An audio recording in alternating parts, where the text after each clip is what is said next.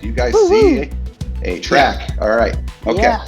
So this is right after the board, right after your board, and behind Mike and Marcia here is the boarding area, the loading station. So I'm going to start playing here. So,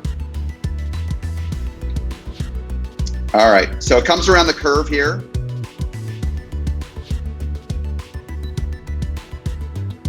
Okay, so this is the first launch. This is the shorter, the smaller launch, the slower launch, if you will, the 0 to 50 in about 2 seconds. So it's a pretty forceful launch, but it's nothing incredible for an LSM launch. You can see the smoke effects here, the fog effects. These are probably really cool at night. I've not been able to ride it in the evening yet, where it's dark out. I rode it at about 7:30 p.m., which this time of year is still fairly light out. But you also see on the left and right here, you see kind of these cages, okay, and the kind of the perforations. So what's going on here? And you're not gonna be able to see it well because the POV is fairly narrow. It's not a wide field of view, and however Mike recorded this. But these are raptor cages, and this is the raptor paddock. And the sides of these walls, they kind of vibrate like the raptors are inside, and you hear the raptors screaming, the raptor noises and so forth, and you hear Owen Grady, Chris Pratt talking to them and so forth. Now, I didn't notice until later, because I love sitting in the front where Mike and Marcia are sitting right now. But if you're in the back or in the middle of the ride, you see something else. These aren't just physical effects that you see, and you see lights as well, flashing different colored lights. The lights on the train change too. The blue lights, they change colors, and they're different colors like red, I think, and green in here.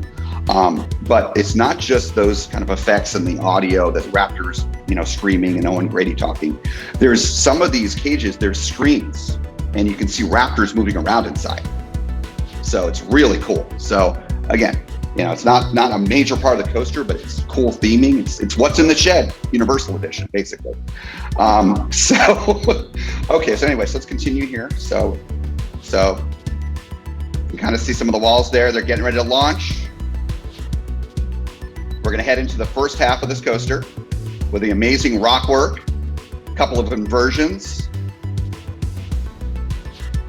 All right, here we go. So we're heading up into the Immelman. Okay, now these two inversions, the Immelman and the dive loop. The dive loop is my favorite part of the first half of this ride. They both have some good floater air, some lateral air, a few lateral Gs. Immelman somewhat, but really the one I really loved is the next one here. So we go through the rocks, head choppers, and then there's the dive loop, which is just so fun because you're curving off to the left. It's not a vertical loop. So it is very, very much biased to the left side, to one side. You're literally falling out of this ride. Now here's the crazy thing. Intamin, and I guess Universal's creative and so forth, park ops, whoever's involved with this, they have been instructing the ride ops to staple people's seats. And I know if people listening, people watching are like, oh man, that sucks. No, it is fine. I have been stapled every single time I've been riding this ride firmly, like almost, not painfully, but I'm stuck in there. And even with you being stapled, you are falling out of your seat like crazy in this ride. It's insane. And the seats are really comfortable, by the way. The restraints are hydraulic restraints. They're not ratcheting restraints. They're a newer style restraint from Intamin, so they can stop at any position. So they're really flexible and infinitely positionable, if you will. But again, you're falling out of your seat in the dive loop here. It's so much fun. So here we go. We continue, and some overbank curves, a little bit of an airtime hill there. Again, more airtime. The rocks. Okay, and there's a little bit of a swish there, almost not a quick transition, but again, a little overbank curve. So the rock work you see here is amazing. It's intricate, it's beautiful. And again, it gives you those head choppers. It gives you, those kind of, because you're going pretty fast, it gives you the illusion, of course, that you're going to hit the rocks. Of course, that's part of the point of it, but it's also beautiful. I can only imagine at night what this is going to look like. Andrew, yeah. Andrew, you hear me? There was a good question from M&M Amusements. He's asking you, was it easy to get your hands up on this, or too forceful to be able to? Oh, no, you can get your hands up. And I did ride with my hands up some of the rides, but it's easy to. The lap bar restraint is not very restrictive. And I'm sure if you didn't have your hands up earlier on, there's certain elements of the layout where you might have a little more hard time because of the G-forces. But, if you have your hands up, you can keep them up. And yes, this is a great hands-up coaster. Good question, Mark. So again, the rock work is great. So this first half of the ride that we're about to come out of and head into the really cool part is what I call the close quarter maneuvers part of the ride. This is the Terran part of the ride. Now, I've not been on Terran, full disclosure. That's my number one bucket list coaster. Surprise, surprise, me being an Intamin fan.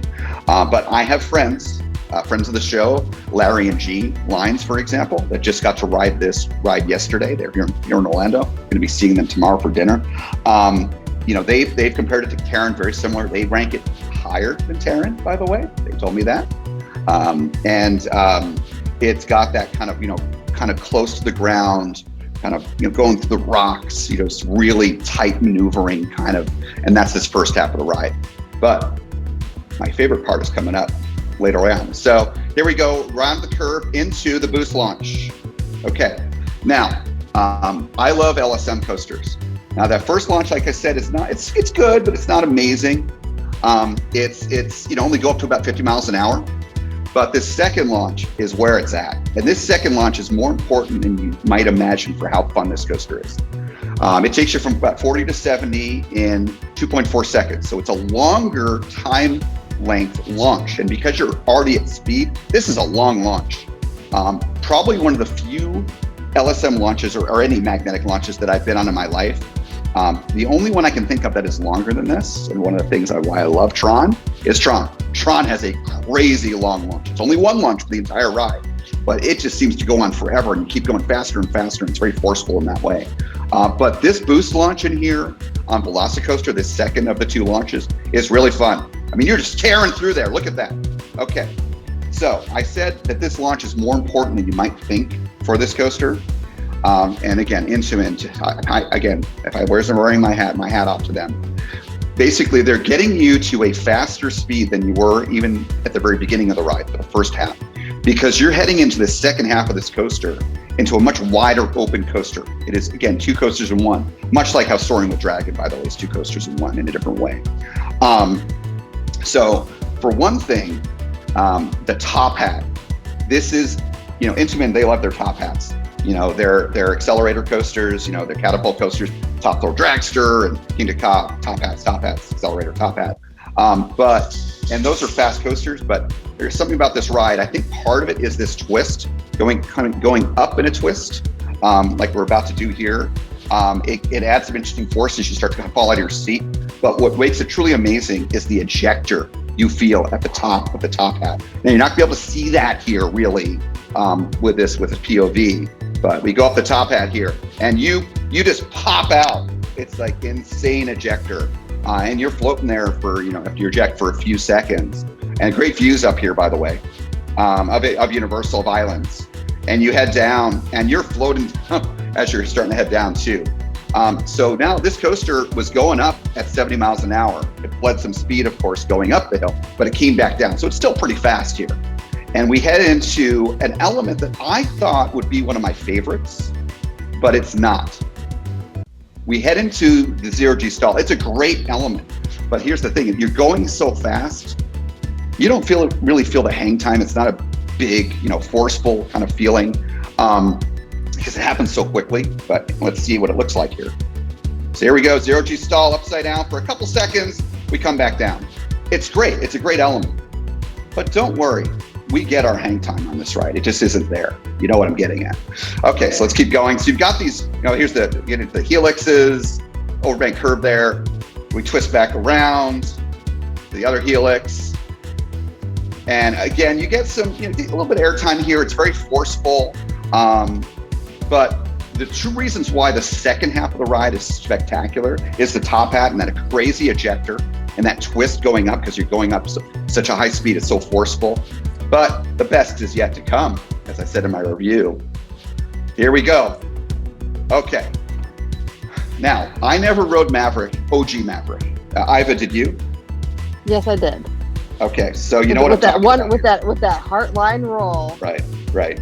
Okay, so as I said earlier, this ride, this amazing coaster, I think is Universal's apology to coaster enthusiasts for taking out Dueling Dragons.